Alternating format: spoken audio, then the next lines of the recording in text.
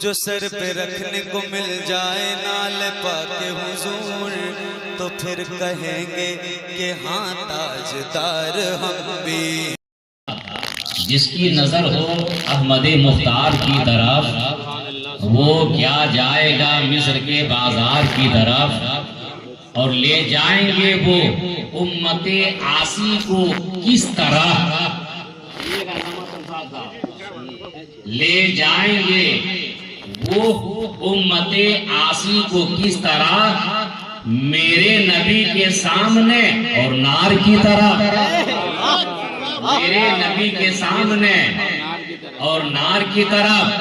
اور ایک چنتا ہوا شعر آپ کے حوالے کر رہا ہوں کہ ظاہر کریں گے رشک میدان حشر میں، ظاہر کریں گے رشک میدان حشر میں، جب ہوں گے میرے آقا گنہگار کی طرح، جب ہوں گے میرے آقا گنہگار کی طرح میدان حشر میں، جب ہوں گے میرے آقا گنہگار کی طرف، جب ہوں گے میرے آقا گنہگار کی طرف. وقت کی قلت دامنگیر ہے، لہذا اشعار میں وقت میں آپ لوگوں کا بہت زیادہ لینا نہیں چاہتا. ایک دو بات میں آپ کے گوش گزار کرا کے ختم کر دوں گا.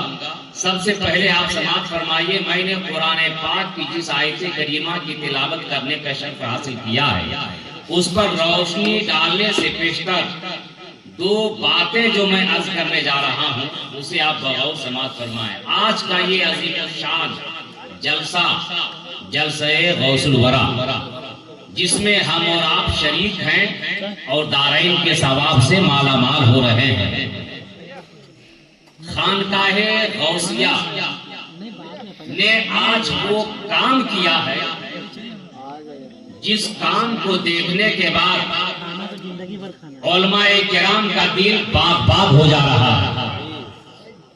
جتنے علماء آج خانقاہ غوثیہ میں تشریف لائے، تمام علماء کرام نے یہی کہا کہ خانقاہ غوثیہ نے وہ کام اس سرزمین پر انجام دیا ہے جس کام کو آج تک اس سرزمین پر کسی نے انجام نہیں دیا.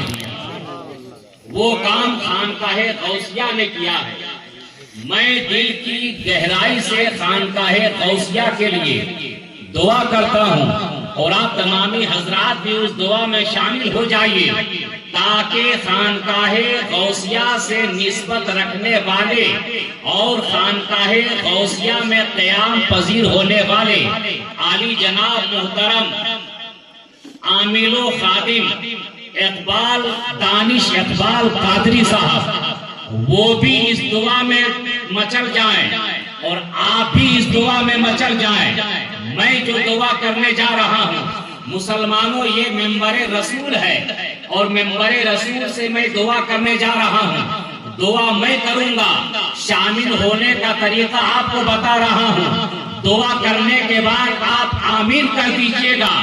میرا دعویٰ ہے غوث کا کرم ہوگا، یہ دعا رب کی بارگاہ میں قبول ہو جائے گی، رب کی بارگاہ میں مقبول ہو جائے گی. وہ دعا یہ ہے کہ اے میرے مولا، اے پروردگار عالم، خانقاہ غوثیہ کو ہر آفات و بلیات سے محفوظ و مامون فرماتے ہوئے خانقاہ غوثیہ سے نسبت رکھنے والے ہر مسلمان کو یہاں بھی تو کامیابی عطا فرما دے، مرنے کے بعد آخرت میں بھی کامیابی عطا فرما دے. یہ جو اسٹیج نظر آ رہا ہے، لائٹنگ جو نظر آ رہی ہے، ڈیکوریشن جو نظر آ رہا ہے، میں نے اسٹیج پہ آنے کے بعد اسے معلوم کیا یہ ڈیکوریشن، لائٹنگ کا انتظام، سجاوٹ و بناوٹ کا انتظام خانقاہ غوثیہ سے جس کا کام بنا ہے ان تمام لوگوں نے ان چیزوں کا اہتمام و انتظام کیا. سبحان اللہ. میں کہتا ہوں کہ آج خانقاہ غوثیہ سے 50 لوگوں کا اگر کام ہو رہا ہے تو آنے والا وہ دن دور نہیں، اس خانقاہ غوثیہ سے 50 لاکھ لوگوں کا کام بنتا نظر آئے گا. چونکہ جتنی صوفیت اقبال دانش قادری کے اندر نظر آ رہی ہے، جتنا اچھا اخلاق ان کے اندر نظر آ رہا ہے، میں تو یہ کہنا چاہتا ہوں ان کے اخلاق کو دیکھنے کے بعد لگتا ایسا ہے کہ یہ کسی جاہل کی صحبت میں نہیں رہے ہیں، یہ کسی عالم دین کی صحبت میں رہے ہیں۔ اتنا عمدہ اخلاق، اتنا اچھا کردار، اتنا اچھا کریکٹر، رب تبارک و تعالی ان کو بھی سلامت رکھے اور رب تبارک و تعالی خانقاہ غوثیہ کو بھی سلامت رکھے۔ اب آئیے اپنے موضوع کی طرف جو میں عرض کرنے جا رہا تھا۔ میں نے آیت کریمہ کی جو تلاوت کرنے کا شرف حاصل کیا ہے، پہلے میں نے ذکر کیا آمنو، اس کے بعد میں نے ذکر کیا اتقوا اللہ۔ اولو ذکر آمنو ہے، بعدہ ذکر اتقوا اللہ ہے۔ یہ دونوں ذکر ہے اس آیت کریمہ میں، لیکن اس آیت کریمہ میں جو پہلا ذکر ہے وہ ایمان کے تعلق سے ہے، اور دوسرا جو ذکر ہے وہ خوف خداوندی کے تعلق سے ہے۔ میں خوف خداوندی کا ذکر وقت رہے گا تو بعد میں کروں گا، ایمان کا ذکر پہلے چھیڑنے جا رہا ہوں، ایمان کا ذکر پہلے کرنے جا رہا ہوں۔ اللہ نے اس آیت کریمہ میں آمنو کا لفظ استعمال فرمایا۔ یہ آمنو کن کن حرف سے بنا ہے تو آپ سب جانتے ہیں کہ لفظ آمنو 4 حرف سے بنا ہے۔ آمنو 4 حرف سے یہ آمنو بنا۔ ان 4 حرف سے میں پوچھنا چاہوں گا کہ اللہ تبارک و تعالیٰ نے قرآن میں سجا کر تجھے قرآن کا ایک ٹکڑا بنا دیا، قرآن میں رکھ کر اللہ تبارک و تعالیٰ نے تجھے قرآن کی آیت بنا دیا، لیکن اے لفظ آمنو، آج میں تم سے سوال کرنا چاہتا ہوں کہ اللہ تبارک و تعالیٰ اس سے کیا مراد لینا چاہتا ہے؟ خدا پاک کا اس سے کیا مراد ہے؟ آمنو کا مطلب کیا ہے؟ تو آمنو کا معنی ہے آمنو، لیکن اس کی تفسیر کیا ہے، اس کا مفہوم کیا ہے، اس کے مطالب کیا ہے؟ تو مسلمانوں ذہن کو قریب کرو، تھوڑی سی تفسیر اس کی میں بیان کرنے جا رہا ہوں۔ لفظ آمنو 4 حرف سے بنا۔ پہلا حرف کا نام الف، لیکن حقیقتاً وہ الف نہیں ہے، وہ حمزہ ہے، شکل ہے الف کی، لیکن میں الف کی الف بتا رہا ہوں شکل کی بنیاد پر۔ پہلا جو اس میں حرف ہے وہ الف ہے، دوسرا اس میں جو حرف ہے وہ میم ہے، تیسرا جو اس میں حرف ہے وہ نون ہے، چوتھا جو اس میں حرف ہے وہ واو ہے۔ یہی وہ 4 حرف ہے جس 4 حرف سے آمنو بنا، جس کا مطلب ایمان ہے۔ میں پوچھنا چاہتا ہوں آمنو میں یہ جو 4 حرف ہے، ان حرفوں کا مطلب کیا ہے؟ الف سے مطلب کیا ہے؟ میم سے مطلب کیا ہے؟ نون سے مطلب کیا ہے؟ واو سے مطلب کیا ہے؟ تو دیوانوں ذہن کو قریب کرو، نہایت تیزی کے ساتھ میرے جملے کو کیچ کرنے کی کوشش کرو۔ آمنو میں پہلے الف کا حرف ہے۔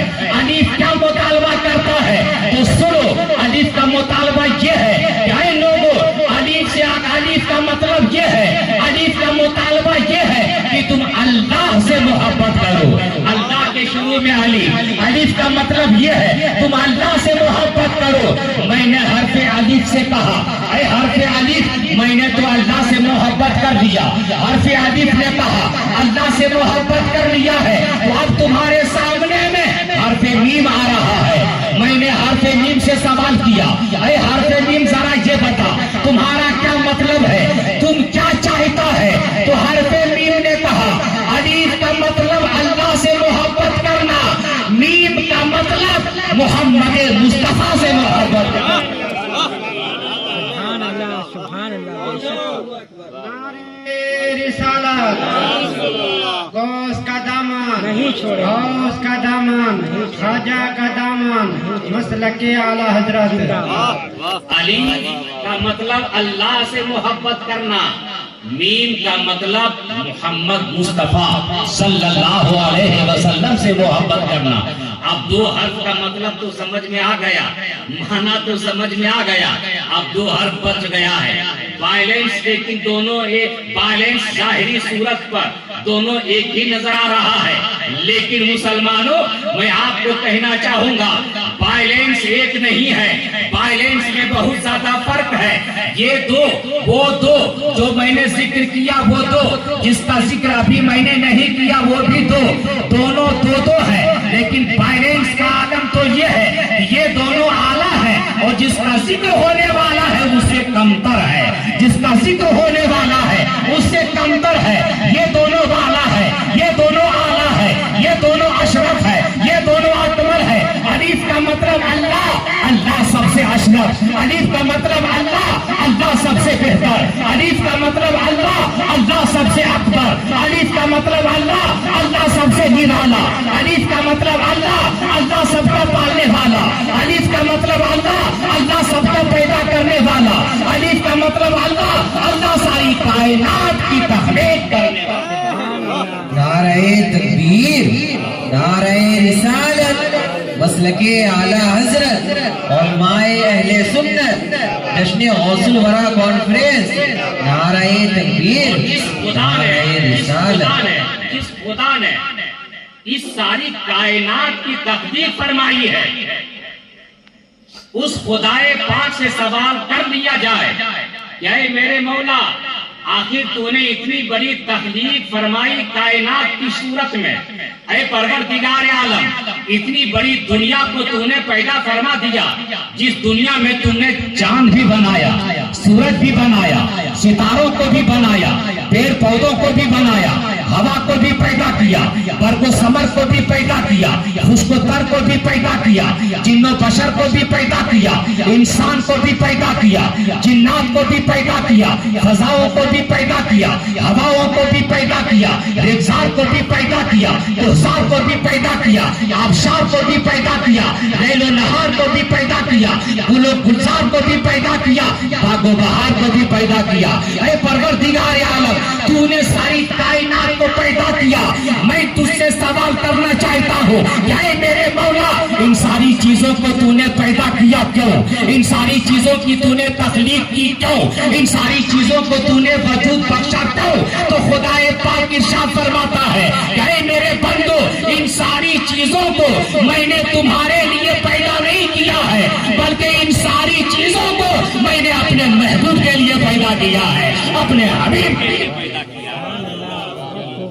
ان ساری چیزوں کو میں نے اپنے حبیب کے لیے پیدا کیا ہے، جس کا نام محمد الرسول اللہ ہے صلی اللہ علیہ وآلہ وسلم۔ اب دو چیزوں کا جو میں نے ذکر کیا، دو چیزیں جو باقی رہ گئی، اے مسلمانوں مجھے بتاؤ، کیا ان دونوں چیزوں سے جس کا میں نے ذکر کیا ہے، دنیا کی کوئی چیز بڑھ کر ہو سکتی ہے؟ دنیا کی کوئی چیز افضل ہو سکتی ہے؟ دنیا کی کوئی چیز اہم ہو سکتی ہے؟ نہ تو دنیا کا کوئی آدمی خدا کی طرح سے ہو سکتا ہے، نہ تو دنیا کا کوئی آدمی محبوب خدا کی طرح سے ہو سکتا ہے۔ محبوب خدا بھی لاجواب ہے، خدا پاک بھی لاجواب ہے۔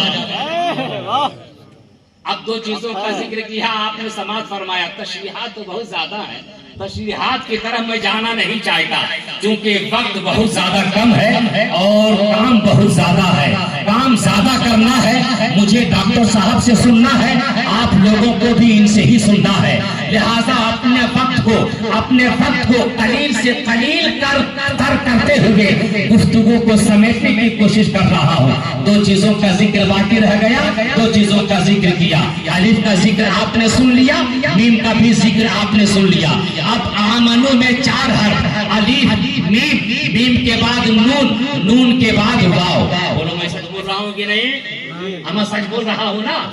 الف بعد میم، اس کے بعد نون، نون کے بعد، کیا بات ہے! ایسا مجموعہ اگر ملے نا تو رات بھر آدمی تقریر کرے تو تھکے نہیں۔ آپ سب میری باتوں کو کیچ کر رہے ہیں۔